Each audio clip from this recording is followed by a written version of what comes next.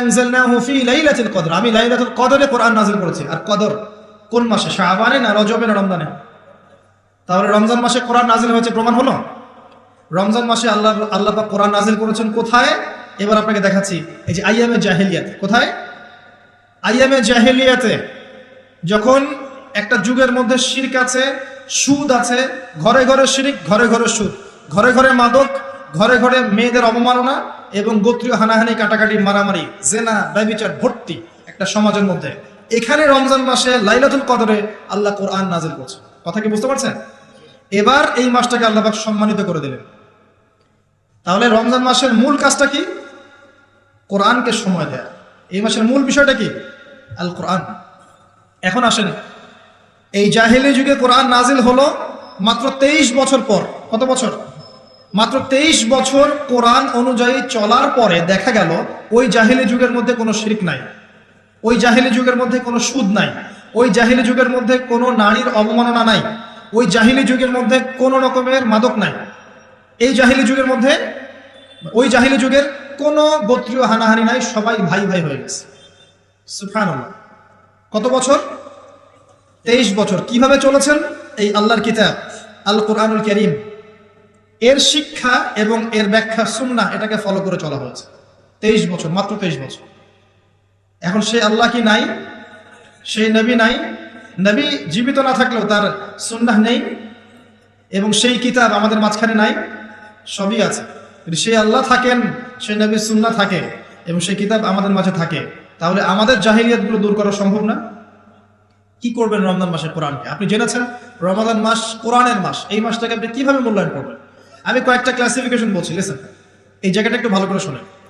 1 number, বিভিন্ন শ্রেণীর মানুষ থাকে।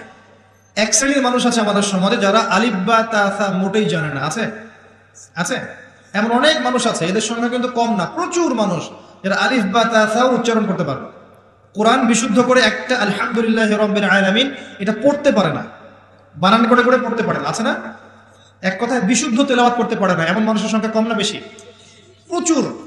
তাদের জন্য এই রমজানের টার্গেট হচ্ছে তাদেরকে এই রমজানের মধ্যেই কোরআন তেলাওয়াত করা শিখতে হবে।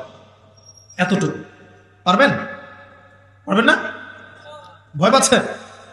রমজান 1 মাস সময় লাগার কথা না, আপনার 20 দিন সময় লাগবে কোরআন তেলাওয়াত শিখতে ইনশাআল্লাহ। বিশ্বাস হচ্ছে না? হয়তো আপনি দ্রুত গতিতে পড়তে পারবেন না, কিন্তু পড়তে পারবেন।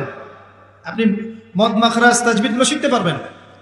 এখন আপনার জন্য টার্গেট যারা কোরআন মোটেই তেলাওয়াত করতে পারেন না, এই মাসে 1 মাসের মধ্যে আপনি কোরআন তেলাওয়াত করা শিখবেন, এটাই আপনার টার্গেট। পারবেন? মনে রাখবেন, নবী সাল্লাল্লাহু আলাইহি ওয়াসাল্লাম বলেছেন ইকরাউল কোরআন, তোমরা কোরআন তেলাওয়াত করো।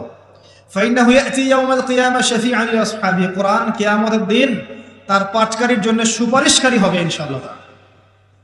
খায়রুকুম মান তাআল্লামাল কোরআন ওয়া আল্লামা, তোমাদের মধ্যে সেই ব্যক্তি শ্রেষ্ঠ বা উত্তম যে নিজে কোরআন শেখে, অন্যকে শেখায়।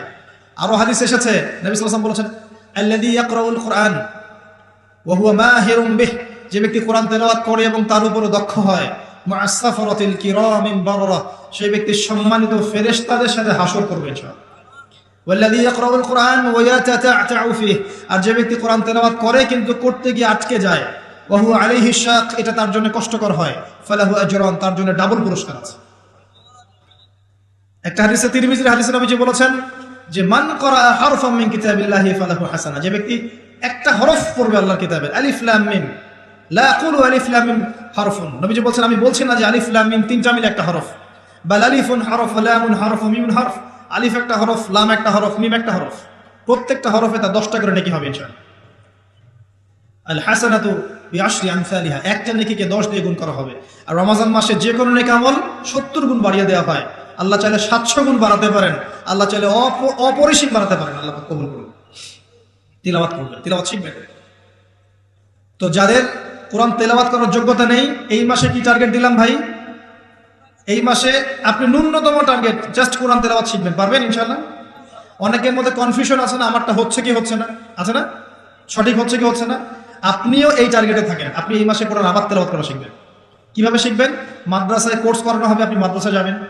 অনলাইনে যদি কোর্স করায় কেউ অনলাইনে কোর্স করবেন, অথবা বাসায় একটা আরবি শিক্ষক নেবেন, অথবা মসজিদ ভিত্তিক এই মাসব্যাপী কোরআন শিক্ষার কার্যক্রম চালু করবেন। করা যাবে? ইনশাআল্লাহ এটা উচিত রাষ্ট্র থেকে চালু করে দেয়া, মাসব্যাপী কোরআন শিক্ষার কার্যক্রম।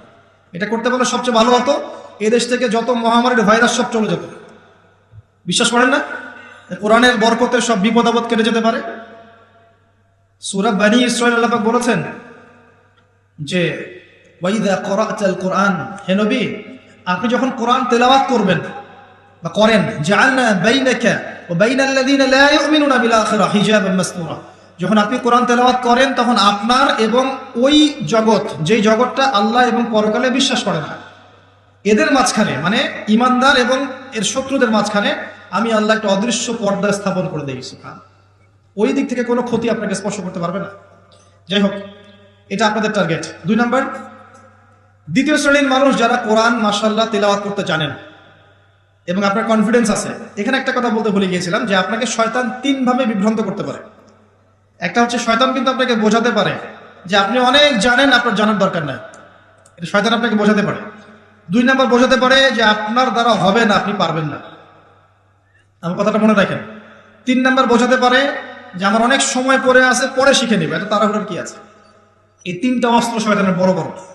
আরেকটা অস্ত্র আছে 4 নাম্বার, সেটা হলো শিখতে গিয়ে দেখবেন শয়তান ওয়াসওয়াসা দিবে, টিচার ভালো না, ওস্তাদ ভালো না। এটা একটা ওয়াসওয়াসা। উস্তাদের হাতে নিজেকে ছেড়ে দিতে হবে, তারপরে সে বুঝবে আপনাকে কোন পথে নিয়ে যেতে হবে। নবী মূসা আলাইহিস সালাম যখন এসেছিলেন খিদর আলাইহিস সালামের কাছে, হাল আত্তাবিউকা আন তুআল্লিমানি মিম্মা উল্লিমতা রুশদা, তিনি এসে বলেছেন, হে খিদর আমি কি আপনার সাথে থাকতে পারি এই শর্তে যে আল্লাহ আপনাকে যে জ্ঞান শিখিয়েছেন আমাকে শেখাবেন?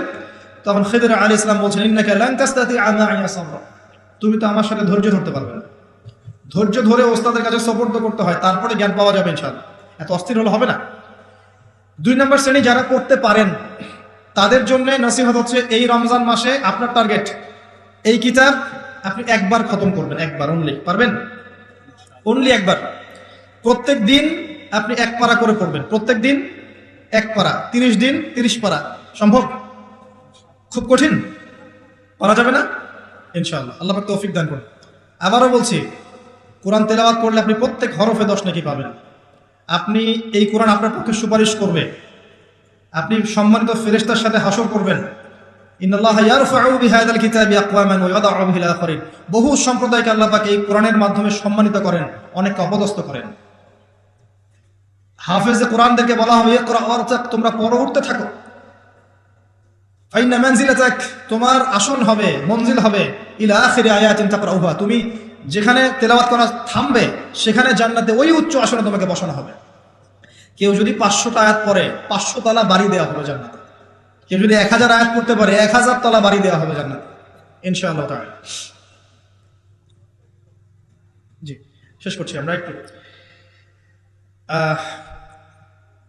আর কিছু নেকি আছে, যেমন আপনি যদি সূরা বাকারা পড়েন আপনার ঘরের মধ্যে শয়তান আসবে না ইনশাআল্লাহ, আপনার জীবনে বরকত হবে। আপনি আয়াতুল কুরসি পড়েন প্রত্যেক ফরজ নামাজের পরে, আপনার মৃত্যু ছাড়া জান্নাতে যাওয়ার কোনো বাধা নাই।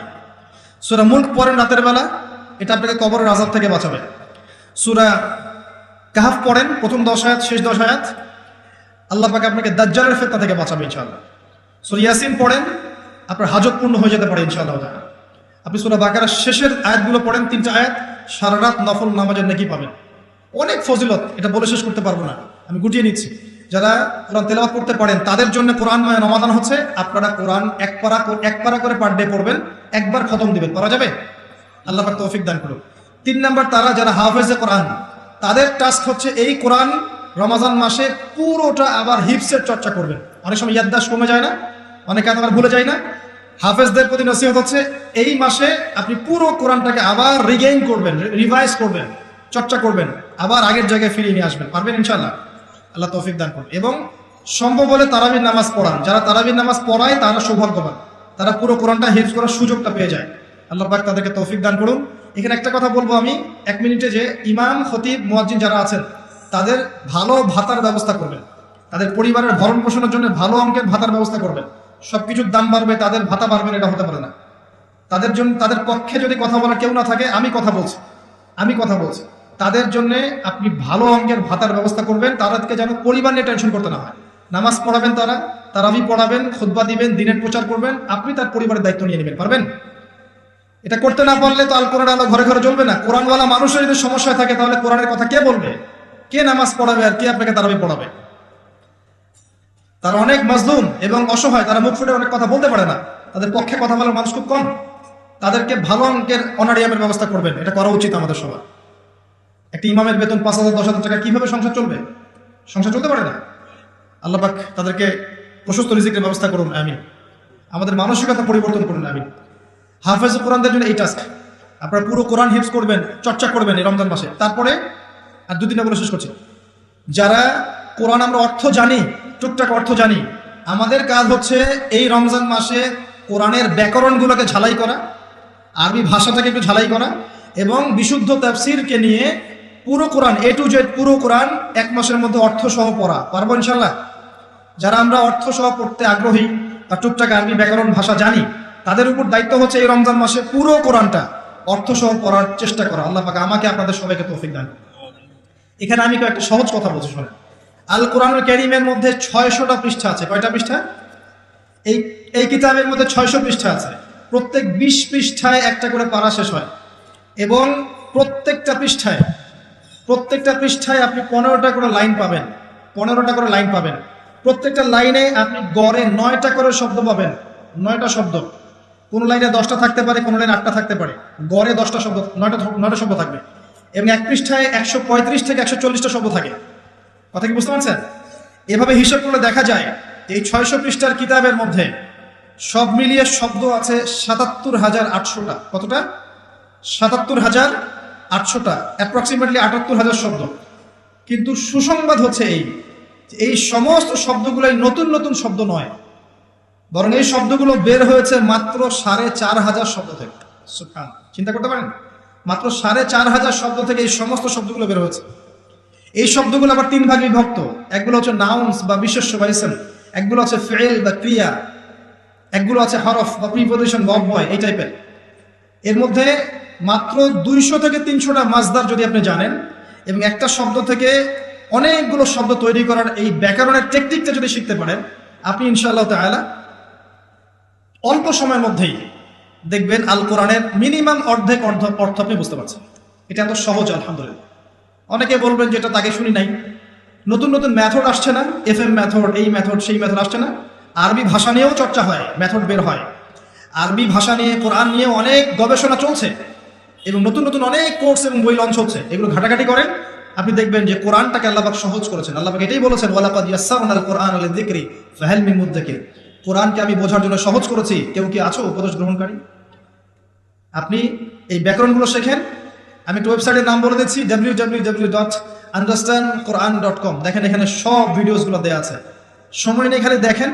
ইংরেজি ভাষায় দেওয়া আছে, উর্দু ভাষায় দেওয়া আছে, আপনি বুঝবেন। সহজ উর্দু, সহজ ইংরেজি, আপনি পারবেন ইনশাআল্লাহ তাআলা। একটু সময় দেন, 6টা মাস, 1 বছর সময় দেন, আপনি ইনশাআল্লাহ আল কোরআনের মিনিমাম 60 থেকে 70% অর্থ করতে পারবেন ইনশাআল্লাহ তাআলা। বাকি যেগুলো পারবেন না, সেগুলো একটু কঠিন, সেগুলো আপনাকে আরো উচ্চ লেভেলের বই পড়তে হবে, আলেম ওলামার কাছে গিয়ে পড়ে থাকতে হবে, গ্রামার শিখতে হবে, ব্যাকরণগুলো শিখতে হবে। আস্তে আস্তে আস্তে আপনি পারবেন ইনশাআল্লাহ। শুধু সূরা ফাতিহাতে যে কয়টা শব্দ আছে, 19টা 20টার মতো শব্দ থাকতে পারে। এই শব্দগুলো কোরআনে ঘুরে ঘুরে এসেছে প্রায় 7,800 বার। কতবার? 7,800 বার। এই শব্দগুলো আলহামদুলিল্লাহি মালিক আর রহমান আর রহিম ইয়াকা ওয়া না'বুদু নাস্তাঈন, এই শব্দগুলো ঘুরে ঘুরে কোরআনে এসেছে প্রায় 7,800 বার।